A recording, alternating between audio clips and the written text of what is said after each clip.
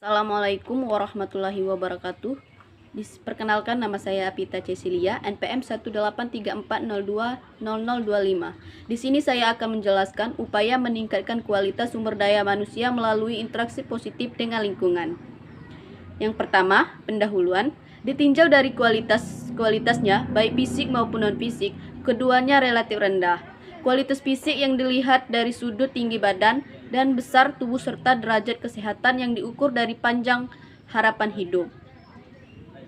Pemanfaatan teknologi untuk mempercepat laju pengembangan sudah merupakan hal yang tak terelakkan lagi. Adanya sumber daya manusia yang berkualitas tinggi.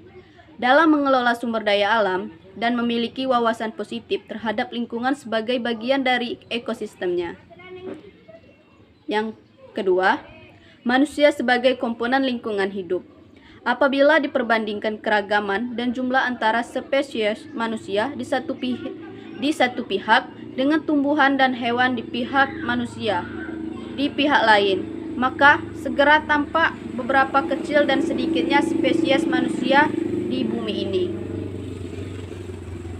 Berdasarkan potensinya dalam mengubah lingkungan, seolah-olah manusia merupakan spesies paling dominan dan berkuasa, padahal kenyataannya secara biologis tidaklah demikian. Hal ini bukanlah sesuatu yang prioritas atau etis, tetapi sudah terbukti di mana-mana. Adanya bencana yang berlangsung di mana-mana, di belahan bumi, misalnya bencana kekeringan dan kekurangan pangan di Somalia saat ini mengakibatkan kematian. Bentuk hubungan manusia, lingkungan telah dikemukakan di atas bawah. Manusia memiliki potensi mengubah lingkungan yang jauh lebih besar dibanding makhluk lain di bumi ini. Dampak positif teknologi terhadap lingkungan sekarang bertambah penting karena makin luas. Pada hari besarnya terdapat dua macam bentuk hubungan interaksi yang bersifat positif dan negatif. Manusia yang berinteraksi positif adalah yang dapat mengubah lingkungannya dan perubahan-perubahan yang dilakukan dalam ekosistem yang ada. Berbagai bentuk hubungan antara manusia dengan lingkungan akan dicerminkan oleh pola-pola sikap atau perilaku dalam kehidupan sehari-hari. Munculnya perilaku atau sikap diketahui disebabkan adanya kebutuhan atau motivasi. D. Peranan pendidikan dalam upaya memperoleh sumber daya manusia yang dalam perilaku sebagai upaya pemenuhan kebutuhan. Melalui pendidikan akan dapat diharapkan diperoleh sumber daya manusia yang selain menguasai ilmu dan teknologi.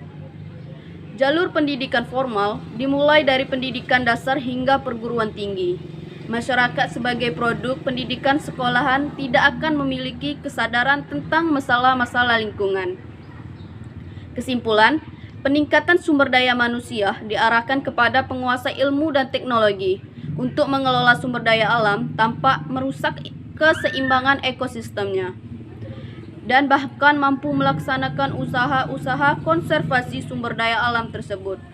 Untuk dapat berorientasi sumber daya alam tersebut. Untuk dapat berorientasi positif, maka manusia Indonesia harus belajar untuk mengenal dan mengetahui kedudukan sebagai salah satu unsur pembentuk ekosistem. Sekian dari materi saya, upaya meningkatkan kualitas sumber daya manusia melalui interaksi positif dengan lingkungan. Wassalamualaikum warahmatullahi wabarakatuh.